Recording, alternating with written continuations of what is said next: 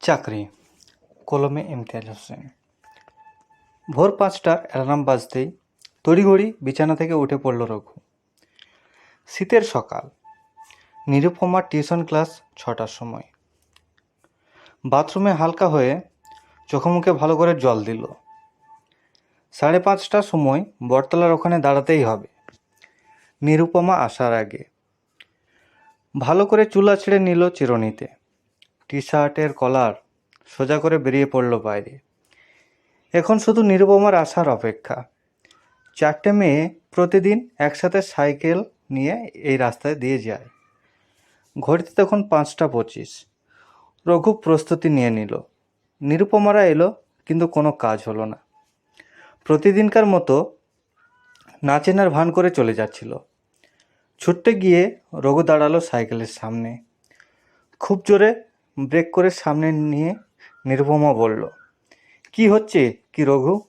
অসভ্যের মতো রাস্তা আটকালে কেন? রঘু বলল, কেন আটকালাম বুঝতেই পারছো। নিরুপমা বলল, না পারছি না, টিউশনে দেরি হয়ে যাচ্ছে, বাস ধরতে হবে। সরে যাও বলছি। পাশ থেকে আরও একটা মেয়ে বলল, এই রঘুদা, দেখছই তো বিরক্ত হচ্ছে মেয়েটা, তবুও কেন এমন করছো? আমি বিরক্ত করছি? হ্যাঁ করছো তো। ২ বছর আগের কথা ভুলে গেলে পায়েল? তুমি আবার পুরনো কথা কেন টানছো? রঘুদা, দেরি হয়ে যাচ্ছে। হোক দেরি, আগে তোমার বান্ধবীকে বলো কেন ঠকালে আমায়। আজ ৩ মাস ধরে এই সময়ে এক জায়গায় দাঁড়িয়ে তোমার অপেক্ষা করছি। তোমাকে তো অপেক্ষা করতে বলিনি আমি, নিরুপমা বলল। হ্যাঁ ঠিক, অপেক্ষা করতে বলনি, আমি যেচে অপেক্ষা করেছি তোমার জন্য। দোষটা তো আমারই। আর্মি চাকরির জন্য যখন বন্ধুদের সাথে ভোরে দৌড় করার পর ব্যায়াম করতাম, তুমি যেচে আমার দিকে তাকাতে। তোমার এই বান্ধবী পাইলের হাত দিয়েই একটা চিঠি পাঠিয়েছিলে, ফোন নম্বর ছিল। আমাকে তোমার মায়ায় জড়ালে। আমি ব্যায়াম করতাম আর তুমি আমাকে দেখে মুচকি হাসতে। এই হাসিতে যে ছেলেরা প্রেমে পড়বে সবাই জানে। হলো তাই। ১ মাস ২ মাস করতে করতে তোমার প্রেমে পড়েই গেলাম, তুমি যেটা চেয়েছিলে। তারপর আমি আর্মি লাইনে গেলাম, দৌড় উচ্চতা পরীক্ষা সবই পাশ করে গেলাম। চাকরি হয়ে গেছে ভেবে তোমার বাড়িতে জানিয়ে দিলে। তোমার বাবার সাথে সাথে আমাদের বাড়ি চলে এলো। আমার বাবার হাতে ১০ লাখ টাকা দিয়ে বিয়ের দিনও ঠিক করে নিল তোমার বাবা। তুমিও ভীষণ খুশি তখন। কিন্তু যেই দেখলে আমি ইন্টারভিউতে পাস করতে পারলাম না, চাকরি হলো না, অমনি তোমার বাবা টাকা ফেরত তো নিয়েই গেল, বিয়েটাও ভেঙে দিল।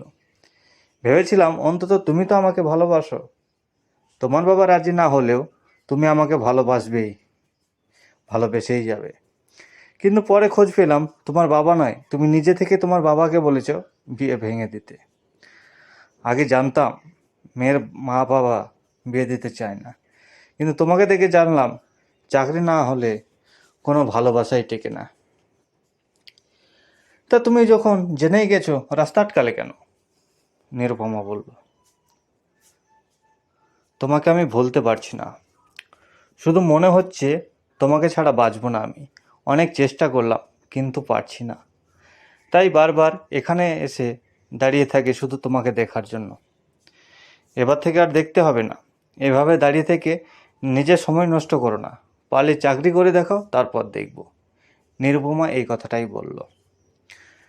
রঘু দাঁড়িয়ে ছিল, পাশ কাটিয়ে যেতে লাগলো নিরুপমা।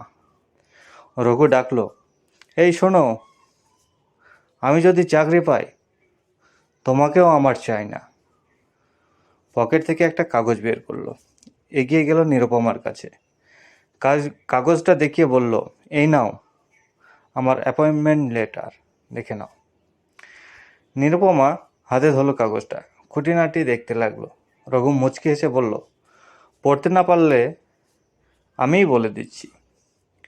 ইন্টারভিউ পাস করতে পারিনি, রেজাল্টও চলে আসে। কিন্তু তার কিছুদিন পরেই কিছু ভুয়ো রেজাল্ট ধরা পড়ে ২০ জনের, আর সেই ২০ জনের জায়গায় আমি চান্স পেয়ে যাই। পরশু যাচ্ছি ট্রেনিংয়ে। আজ ২ মাস ধরে সেই কথাটা বলার চেষ্টা করেই যাচ্ছি। চাকরি পেয়েছি, এখনো সময় আছে নতুন করে বিয়ে সম্বন্ধ পাঠানোর, কিন্তু সেই সুযোগ দিলে না। এক ঝটকায় কাগজটা নিয়ে চলে গেল রঘু।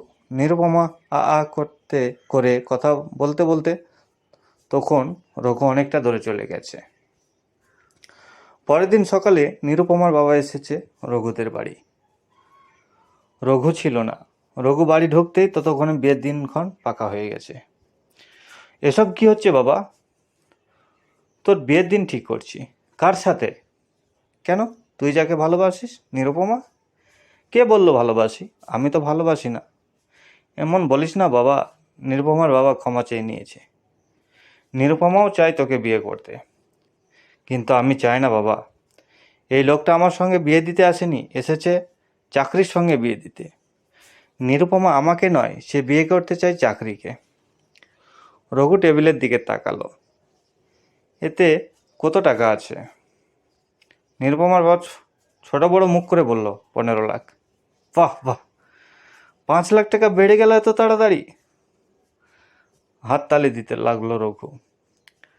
টাকাগুলো নিরুপমার বাবার হাতে দিয়ে বলল, বেরিয়ে যান, আর পারলে একটা বেকার ছেলের সঙ্গে আপনার মেয়ের বিয়ে দিন। তাকে 15 না হোক 5 লাখ টাকা দিন, ব্যবসা করে খাবে। অন্তত একটা বেকার ছেলের জীবনটা একটু আশার আলো তো দেখতে পাবে।